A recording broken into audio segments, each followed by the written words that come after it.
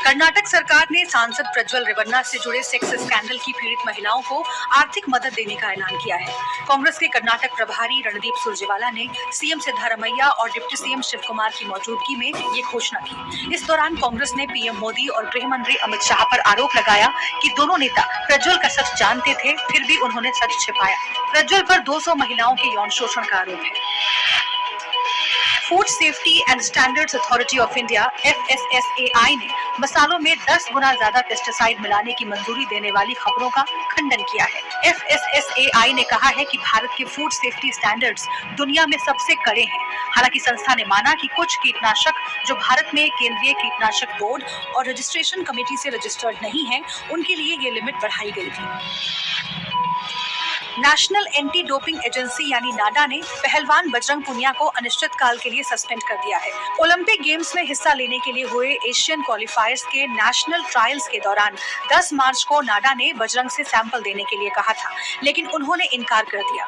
23 अप्रैल को नाडा ने नोटिस भेजकर जवाब देने को कहा। इसके बाद सस्पेंशन की कार्रवाई की। बजरंग का कहना है कि उन्होंने सैंपल देने से इनकार नहीं किया, बल्कि टेस्ट के लिए एक्सपायरी किट दी गई थी।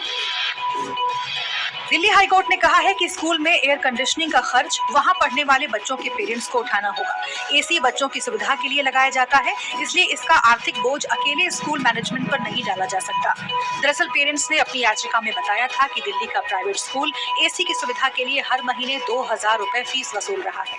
हाईकोर्ट ने उनकी याचिका खारिज कर दी।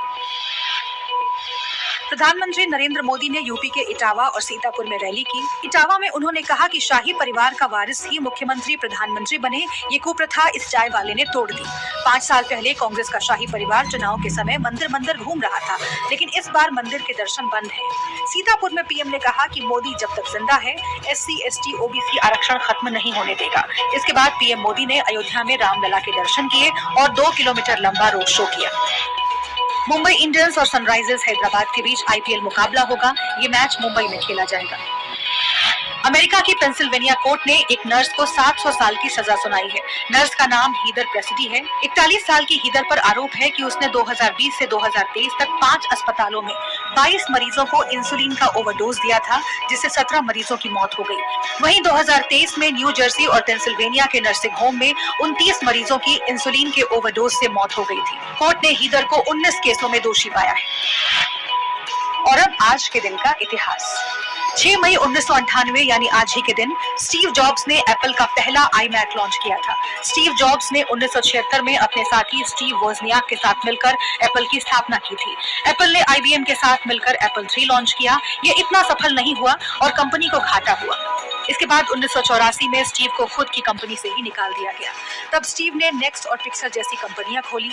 साल 1997 में नेक्स्ट को एप्पल ने खरीद लिया और इसी के साथ स्टीव एक बार फिर एप्पल में लौट आए।